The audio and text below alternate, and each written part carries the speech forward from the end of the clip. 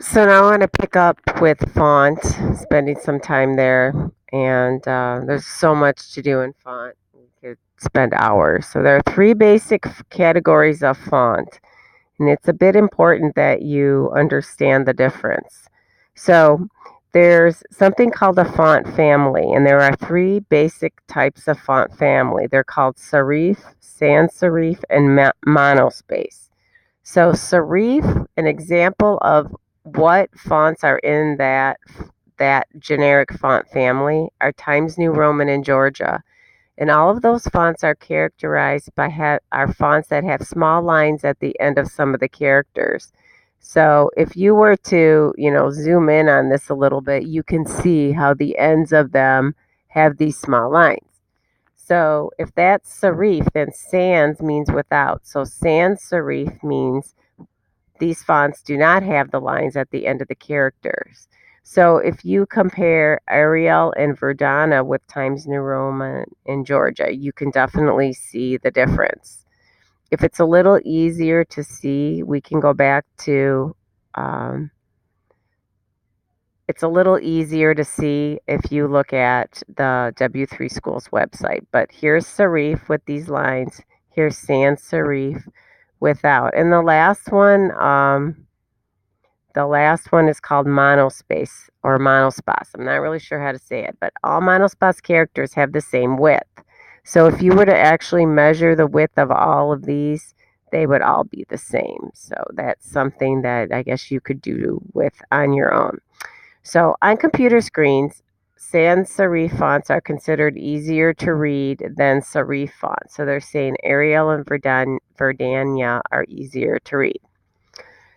So, what is a font family? The font family of text is set with the font family property. The font family property holds several font names as fallback system. If the browser does not support the first font listed, it tries the next font and so on. So when I look at a command like this, you're basically telling the browser that you want to use the font family serif, and the one that you want to try first is Times New Roman. And if you don't find Times, then use this one. For commonly used font combinations, look at our web safe font combinations. So, just for your information, every browser has preloaded their own sets of fonts. So, you cannot assume that a font that is being used on um, Chrome is going to be available in Internet Explorer. So that's something that you need to keep in mind.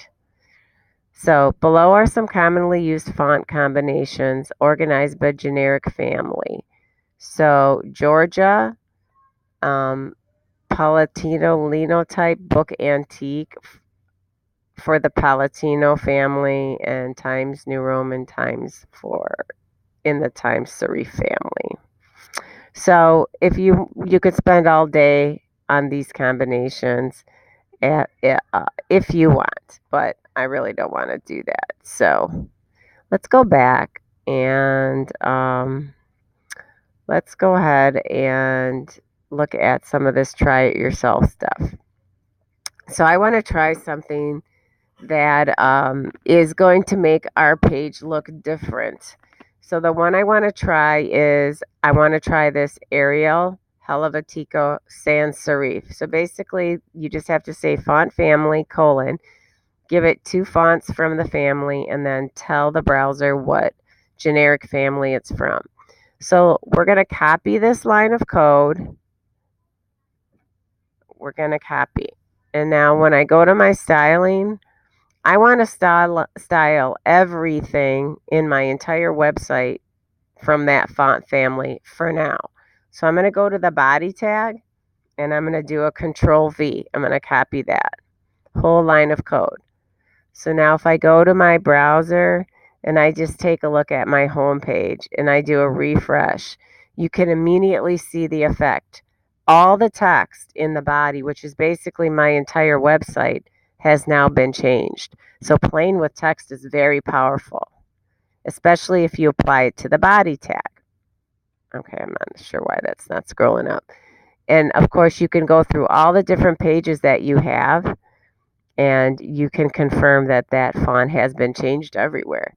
So again, in styling, if I style something in the body, it's going to apply to text used throughout the entire website because we are using the generic body tag. Okay, so let's go back to what else are we going to see if I go to fonts? All right, so we did font family. And then, of course, we have font style. So when we're talking about font style, we're talking about if you need to bold or italicize things in your font. So I know that some of this is starting to look complicated. And in the next video next week, we're going to talk about how we make the styling more specific. But for right now, I just want to do some demo of using font style. So if you say normal, it's kind of a waste of time unless your entire body has been styled to be italic or something. So there's a difference between italic and oblique, although the difference is quite subtle. So we're going to steal font style, and let's apply that to our H2 settings where we're going to make them italics. So all we do is we look for our selector for H2, and let's go ahead and put that in. I wish things were lined up a little better because that bothers me. So now if I go back to my website and I start taking a look and I do a refresh, all of my H2 headings that I've used, which I've used it in quite a few places. So I used it on the home page. I didn't use it on the pizza page. Did not use it on the candy page. But I did use it on the media page here for these H2 headings. And I know that also because they're green. So that's the styling for style. And now font size. Now bear in mind that when you use the H1, H2, H3, H4, H5, and H6, this probably isn't really going to work. Being able to manage text size is important in web design. However, you should not use font size adjustments to make paragraphs look like headings or headings look like paragraphs. Always use HTML tags like H1 through H6 for headings and P for paragraphs. The font size value can be an absolute or relative one. I tend to just stick with absolute sizes. So when we're specifying sizes, we usually do it in pixels. And I know that right now we don't have a lot of options because of how we have things set up. But in fact, like what they're doing right here is not something I'm a fan of. So they're basically saying, I want to control how big H1 headings are. But, we can do that if we want. We got to make sure that we don't do something silly like make an H1 heading smaller than an H2 heading. So why don't we go ahead and style our paragraph for size? And we only have paragraphs on the home page. So let's go ahead and copy font size.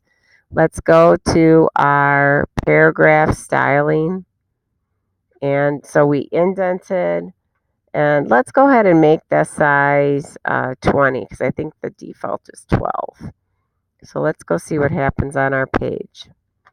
So I'm going to go to my home page and do a refresh. And I definitely see bigger paragraphs. Using a slightly different pixel size definitely makes it easier to read. And I believe I only have paragraphs on that page. We can also apply styling, to lists as well, and I'll show you that in the next video.